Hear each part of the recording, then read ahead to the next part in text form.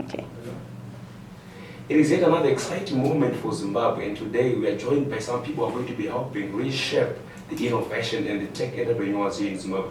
I'm so much honored to have Miss Nicole Finnemann, the Deputy Public Affairs Officer with the US Embassy, and also right beside them, Mr. MUNGAI, who's the founder of the Udugu Institute. So, greatly honored to have you here. Pleasure to come and join. All right, Nicole. Thank you very much. Thank you so much. Thank you. So here we are today, Innovation Baraza. I think there's been a lot of buzz, noise, people talking about Innovation Baraza. I think for the benefit of our viewers, just in brief, what is Innovation Baraza? I understand we are also working closely to this brainchild. Well, Innovation Baraza is about innovation meeting place where people meet. Presumably, the idea to create a space where people can think and talk through innovations. It's not a tech hub, because a tech hub is a slightly different kind of structure of how things get done. So the real idea is to say, look, I've spent the last 40 years of my working life working development issues, and I've seen in many African countries, non-African countries, and I find that in Africa the problem we have is that we have lots of problems, but not enough solutions.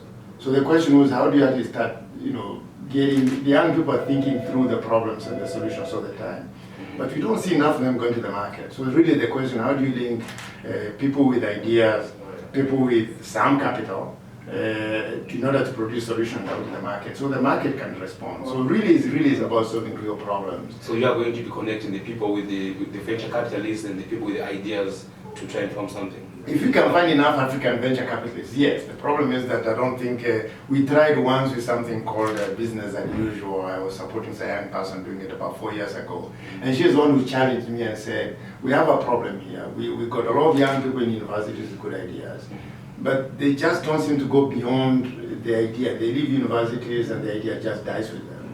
So and she was saying, how do you actually move this? And she kind of said, well, I've been thinking about something like an innovation platform, but I don't want a tech hub. So out of that, a couple of us got together, discussed it, and the idea was that's how the Innovation Baraza was born, is that we have a place whereby we hope after the innovation fair, so it really is in two parts. There's a fair where presumably you come and show what you're doing, and we have to accept there are many ideas that will not go very far. I mean, if you look at Da Vinci, he probably produced thousands of ideas. Most of them were before their time, and therefore there will be ideas that they are not going to go to the market today, and they might not even go to the market in your lifetime, but we are hoping the ones who go to the market in their lifetime, especially because in a way ideas and innovation are related to the market, but also technologies. You can think I'm going to put in something through the vein to go and read how the fat functions. Okay. If the smallest computer we have is 2 meters wide, you're not going to be able to get a technology through there. So although the idea is there, the technological limitations means you can actually solve the problem out.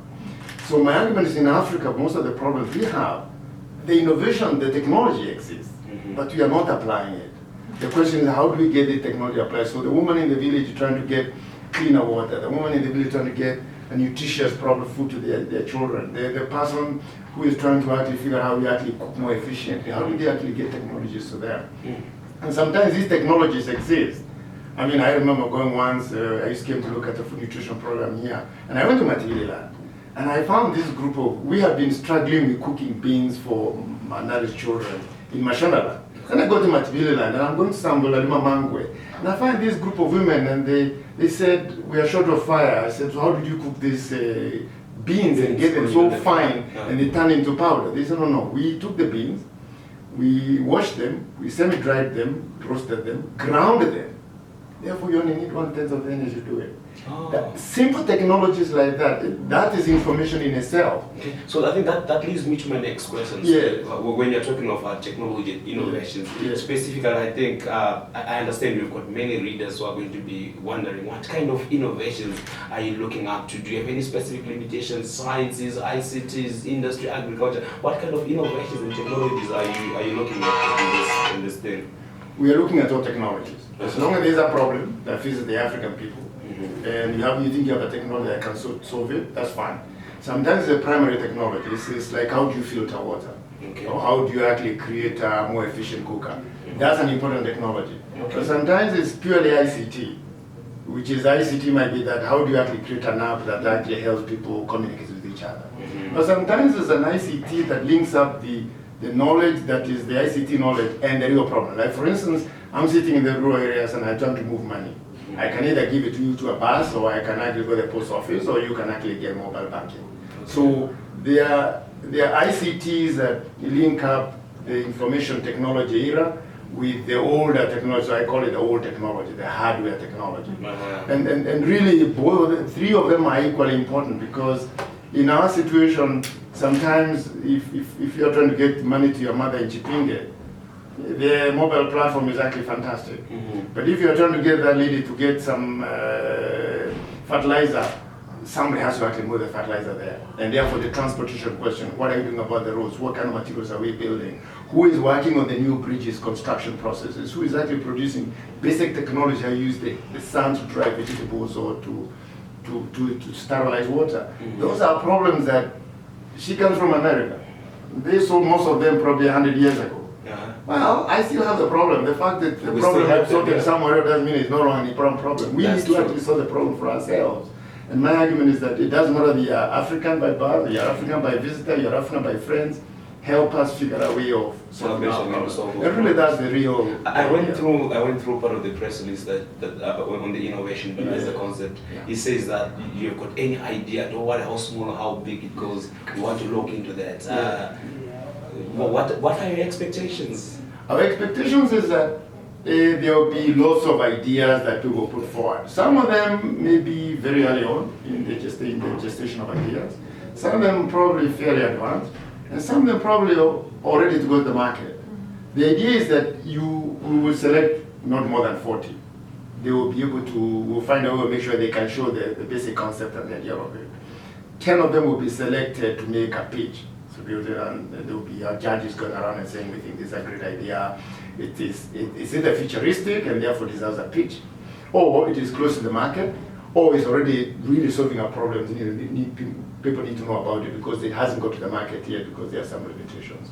And therefore, you as an innovator, you get 5 minutes and you get out there and tell people, I think this is the best idea. 5 minutes to make it or to die there. Well, we call it the innovation hand, we call it the innovators Simba hand. The reason we call it Simba hand is that we think the African savannah is a very good metaphor for surviving in the market. The savannah is a very brutal place. If there's a dry season and you don't find water, you will die. If it's wet and there's too much bushes and the ground is wet, you might just not be able to make it, you could be stuck in mud. And yet there are kings in the jungle, the lions and the elephants and the buffaloes. So we've taken the symbol to say that to survive in the marketplace, you really have to be very tough. You need to be able to have a number of skills. You need to be able to actually think very strategically in terms of what resource do you want. True. And that's very important. You have to be adaptable, because if you don't adapt to the environment, you're finished. You have to have some competence. You just can't wake up in the morning and say, I'm going to solve the problem of water. If you know nothing about to build a water container, or you don't know how to find somebody who does it. Well-polished idea that was said. Yes. I also need to be efficient. Because if you're going to take 10 years to produce something that needs to be done in a year, you're going to have problems. Yes, definitely. And finally, you have to move very quickly. Speed. So an argument you've seen, we use the Simba, which is Swahili word for lion, but Shumba in Shona and all that. And the idea is we have used it to say that, okay, you will make a presentation, 5 of them will be selected. And they'll go to what you call a Simba Savannah. And that's why we are hoping we can persuade some Zimbabwean or non-Zimbabwean investors to come and say, we have a pile of money on the other side. We won't tell you how much, but you have some money. We are willing to invest in your business. Tell us why we should invest in your business. And if the two of you and he says, I've got $10,000 or $20,000, tell me your idea, and you can reach an agreement, we will help you. You are preempting my next question. Like, is there any certain price tag that you're going to be giving? We are not giving prizes. Your price is to convince have a place that you can meet people with money to walk together into the savannah or the market savannah and survive. If you cannot, there's no point giving me $5,000. What I'm going to do is just spend it buying an extra suit or a bicycle or something else. The best price you can give anyone is the opportunity to meet people with investment. So you can actually, in 4 or 5 years time, you can say, you see that guy there? He started up in the silver savannah, and he's a multi-billionaire making or multi-millionaire making products and solving problems of water, energy, whatever the problem is. Or he's produced the latest software that one of the 12 cellular companies working with. To us, that is the best the price we can get. That's where we are. Generally, Zimbabweans are skeptics. I think the first person that comes to anyone who really has an idea that he knows that this idea is going to work is like, are these guys not going to steal my idea? It's a really great question. Yes. What kind of guarantee or measures have you managed to put so that at least intellectual property also is being protected, is not going to be leaking out? You can never give a 100% guarantee to anybody. Or we can say that if we get the information of Baraza, we'll sign off a document that says we will not use the information and we will not pass it on to anyone. Any passing of information is done by the innovator. You decide who you wish to pass the information to. The first decision is you're willing to pass it to a public forum, to a group of people. Those people in there, you can tell them to sign a document, but if the people are determined to steal an idea, they will find you whether you come to the Innovation Baraza or not. That's one point. Two, is that if I steal the king's robe, do I become the king? No. No. So you can steal somebody's idea because you had him describe it. But most successful ideas, people are putting thousands of hours into it. The fact that I think, oh, that person spoke an idea, I'm going to steal it. You're going to spend the next 10 years trying to get it. And in the meantime, the guy with the idea is already gone and done. Yes. Got it done. So our argument is that we are hoping that the Zimbabwean entrepreneur will understand that I have some information I need to pass out. It's not enough for you to steal and not go do anything with it. Because most ideas are stolen in the second level. Which is why you come in and say, I'll give you the details of my designs, I'll give you the details of my business flow, my cash flow, my projected market. That's when ideas are stolen. All you can do then is produce a non-disclosure agreement. You can produce an agreement that's signed between the entrepreneur and the person with the money. And that we're working on it, and it will be available in time for October, for when people actually for the Simba Savannah. Okay. For the open forum, I have come across in my work over 1,000 ideas. Most of them are still where I left them. So the key to ideas is, one, somebody has got an idea. Two, is interested to invest the amount of time required to get that idea to the market. And it takes a lot of effort. So anyone who tells you I stole an idea, tell them come again and tell me how you managed to do it. Because, as I said, you can steal the king's robe, doesn't make him the king. So my argument is that we are putting in place agreements, processes, there's a website, a disclaimer, a reassurance that we will not use your ideas. We will not pass it on to anybody. Any passing of an idea is done by yourself, and therefore you make decision and you pass it. Maybe what I would have asked first before I also managed to jam in all these questions, I think people would also want to know Innovation Baraza, who are they? Do you have any success record that you've done? Is this the first initiative that you're doing? Have you done this before? If you've done it before, how far have you managed to move on with the success? Do you have any certain success known? No. Success records that have been done? No, not innovation, but not innovation-wise. But then the journey of 1,000 miles, that's the first step. Okay. So somebody has to step there. That's why I said we don't want to be a tech hub. There are hub techs, there are tech hubs that are going on in here. Yeah. And really is to figure out how do those people start now going from just the idea that people meet and work to figuring out, once you've done work on the idea, what's your next step? And my development background tells me that from what I've seen in Africa and elsewhere, is that ideas are not enough. You need people with the resources to get those ideas in the market. And you need to get people in the market who can actually go and purchase the ideas. And that is where we are missing. That's why the trainers talk. The African trainers talk to the idea stage. Yeah, well, I would plug it a little bit even more than that, just to say that so it's my job to engage with entrepreneurs in Zimbabwe. I have the coolest job on the planet, right? And there is some really great stuff happening here. Washington called me one day and said, what is going on with Zimbabwean entrepreneurs? It sounds really exciting over there. Should we be doing more?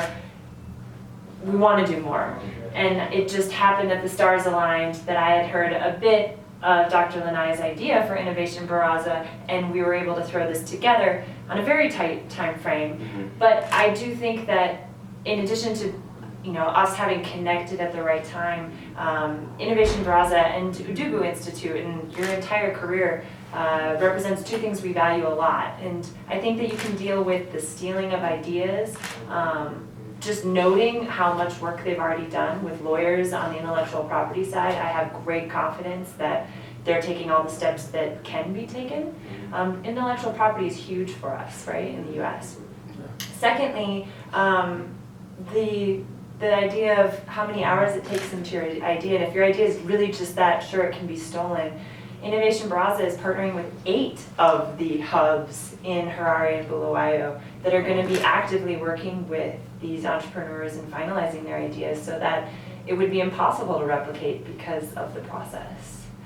I think that it's a really solid Yeah, process. I understand you've been working with many tech hubs here in Zimbabwe and all these innovation ideas coming up. Your basic general assessments, progress, how do you see us? Where are we going? Are you impressed with the kind of progress that is here on ground? What do you see from us? What has been lagging? I understand, like, we've got the Zinda Hub, we've got the Hypercube Hub that you guys also co-launched, I remember last year, but one with the progress on ground. Have these been helpful? To what extent, and where are we really with such initiatives? I don't know if you have an opinion about Well, this. I do. I mean, Columbus once had an idea he wants to go and explore the world. But he had no money. So the king of Spain said, here's some gold, you have to get a boat, go and explore. Yeah. It doesn't matter how good idea Columbus' idea would have been. If the king of Spain had not given him the gold and the boat, he would never have found America. Well, maybe the Native American might consider having a good idea, but that's neither here nor there. The point is, he might never have found America. The point is that Zimbabwe has a lot of ideas, but the economy is in trouble. When the economy is in trouble, it doesn't matter how much a good idea you got. If you have no resources to turn it into a commodity, go into the market, and the market can buy it, you have a problem. Now, the Zimbabweans clearly are buying products. I mean, they are exporting, what, $3 billion a year, and importing $7 billion of goods. So clearly there is money to actually spend. The problem is, to meet the market, somebody has to actually take the idea, prototype it, and produce it. And produce it competitively to be able to compete with the product from outside. And that is a challenge. The challenge is not the ideas. The ideas are plenty here. The challenge is the step from the idea to getting a product to the market. Because without that, all we're going to do is write nice books and write papers and have nice seminars. If you're going to do that, you're going to have to find a way of linking up the guys with the ideas and people with money. There's a lot of optimism here, I find. The young people are very optimistic. They believe we have good ideas. They're going to change the world. And they will change the world.